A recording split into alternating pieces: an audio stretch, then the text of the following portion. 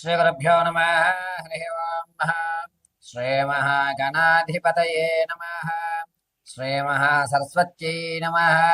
श्रीगुरुभ्यो नमः। हरिः ओम्।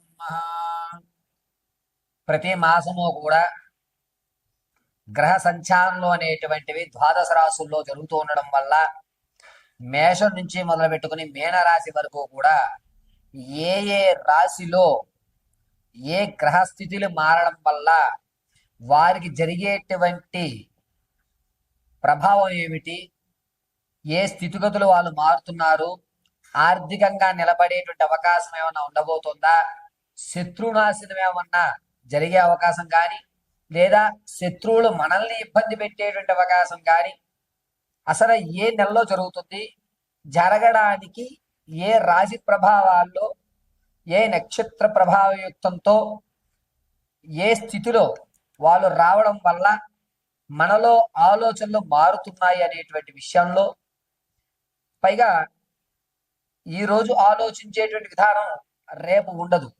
ఒక దృఢ సంకల్పం ఈ రోజు తీసుకున్న 4 రోజుల తర్వాత సంకల్ప ఫలం మారిపోతుంది.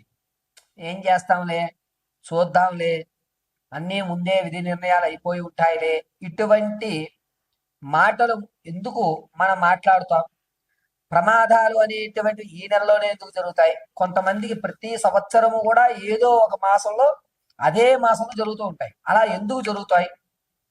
వీటన్నిటికీ గల కారణాలు ప్రధానంగా ఏమిటంటే, నక్షత్ర ప్రభావాల యుక్తంతో రాసులలో నవనాయకుల యొక్క సంచారణ మారడం వల్ల జరగటం అనేటువంటిది జరుగుతుంది.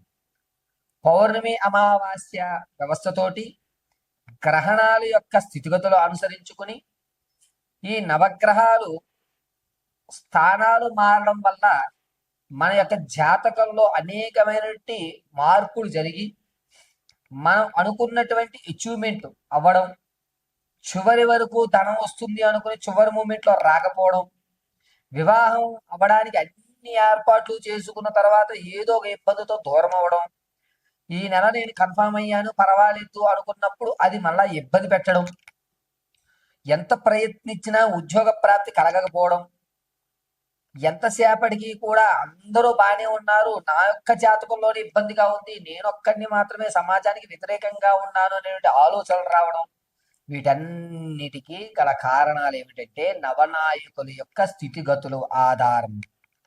ఇప్పుడు మనం మార్చి 15వ తారీఖు నుంచి ఏప్రిల్ 18వ తారీఖు వరకు కూడా రవి స్థానం మారుతూ ఉండడం వల్ల మేషం నుంచి మొదలు పెట్టుకుని మీనరాశి వరకు కూడా ఏ విధమైనటువంటి స్థితిగతులు మారుతున్నాయి అనేటువంటి విషయాన్ని మనం చర్చించుకుంటాం. ఏ విధంగా వీరు ఆర్థికంగా కానీ లేదా వీరి ఆలోచన విధానాలు ఏమైనా మార్చుకోవాలా, ఈ నెల నుంచి వచ్చేటువంటి నెల వరకు కూడా వీరి యొక్క ఆలోచన యుక్తం మారడానికి ఏ విధమైన రెమెడీస్ చేసుకోవాలి, అదేవిధంగా కోర్టు సంబంధితం కానీ, భార్యాభర్తల మధ్య చికాకులు కానీ, లేకపోతే విద్యలో ఉన్నతమైన స్థితిగతులు పొందడం కానీ, మీరు అనుకున్నటువంటి రంగంలో అనుకున్న విధంగా మీ యొక్క విజయకేతను ఎగరవేయడానికి అనుకూల వాతావరణాలు ఎప్పుడు కలుగుతాయి, వీటన్నిటినీ మనం చాలా క్షుప్తంగా చాలా ఈజీగా మనం ఈ వీడియోస్ నుంచి తెలుసుకుంటాం. ఎక్కడి నుంచి? మేషం నుంచి మొదలు పెట్టుకుని మీనరాశి వరకు కూడా రవి సంచరించడం వల్ల జరిగేటువంటి స్థితిగతులు. అందరిలాగే ద్వాదశంలో రవి, అష్టమంలో రవి, రవిస్థానం గురుడు వక్రీభవిస్తూ 8వ ఇంటి నుంచి 11వ ఇంటికి చూస్తోంది. ఇలాగా మనం వివరించామనుకోండి, మీరు అర్థం చేసుకునేటువంటి స్థితులు కొంతమందికి ఉంటాయి, అర్థం కాని వారు కొంతమంది ఉంటారు. కాబట్టి రవిస్థానం మారుతూ ఉండడం వల్ల మేషం నుంచి మీనం వరకు ఏ ఏ ఫలితాలు జరగబోతున్నాయి అనేది మనం అత్యంత క్లియర్గా ఇప్పుడు మీకు వివరించి చెప్పడం జరుగుతుంది. ఈ రవి సంక్రమణ జరగడం అనేటువంటి దాని వల్ల జరిగేటువంటి ప్రభావాలు కేవలం గోచార రీత్యా మాత్రమే తెలియజేస్తున్నాను. ఇది గుర్తుపెట్టుకోండి, నేను తెలియజేసేది కేవలం గోచార రీత్యా మాత్రమే, వ్యక్తిగతంగా కాదు.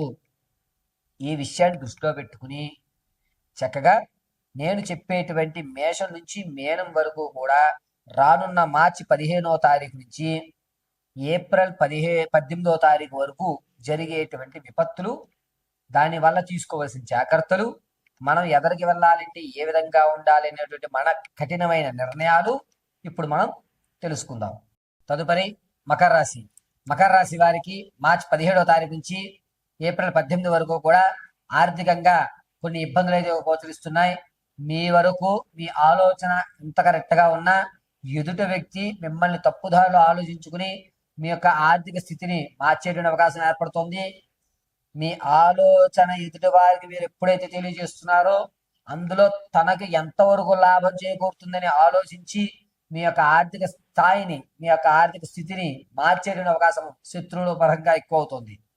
పైగా మకర రాశి వారికి విందు వినోదాల్లో ఎక్కువగా పాల్గొంటారు. సేవింగ్స్ నుంచి కూడా ధనాన్ని ఖర్చు పెట్టేటువంటి అవకాశం ఏర్పడుతుంది. బంగారు ఆభరణాలు కొనుగోలు విషయంలో చాలా జాగ్రత్తగా ఉంటారు. ఖచ్చితంగా ఈ నెలలో స్థలాన్ని కొనేటువంటి అవకాశం ఏర్పడుతుంది. విద్యార్థులకు జ్ఞాపకశక్తి పెరుగుతుంది. నిరుద్యోగులకు ఉద్యోగ ప్రాప్తి కలిగేటువంటి అవకాశం ఈ నెలలో ఎక్కడా గోచరించడం లేదు. స్టాక్ మార్కెట్లో ధనం విషయంలో కొంచెం జాగ్రత్తగా ఉండాలి. ఈ మకర రాశి వారు విందు వినోదాల్లో ఎక్కువ శాతం పాల్గొనడం వల్ల మీకంటూ ఒక ప్రత్యేకమైనటువంటి గుర్తింపుని తగ్గించుకుంటున్నారు మీరే. సంగీత సాహిత్య సినీ కళా పరిశ్రమలో ఉన్న వారికి మాత్రం కాస్త ఊరట కలిగేటువంటి అవకాశం లభిస్తోంది. మీకంటూ ఒక ప్రత్యేకమైన గుర్తింపు ఏర్పడుతుంది.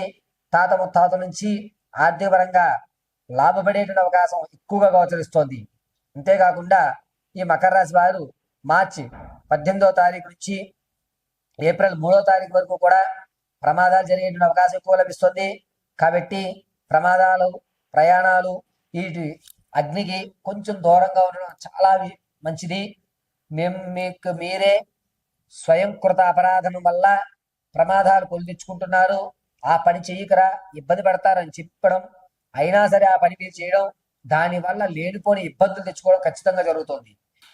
రాజకీయ నాయకులకు మాత్రం కాస్త ఊరట కలిగేటువంటి అవకాశంగా చెప్పవచ్చు. విద్యార్థులకు జ్ఞాపశక్తి పెరిగేటువంటి అవకాశం ఎక్కువగా లభిస్తుంది.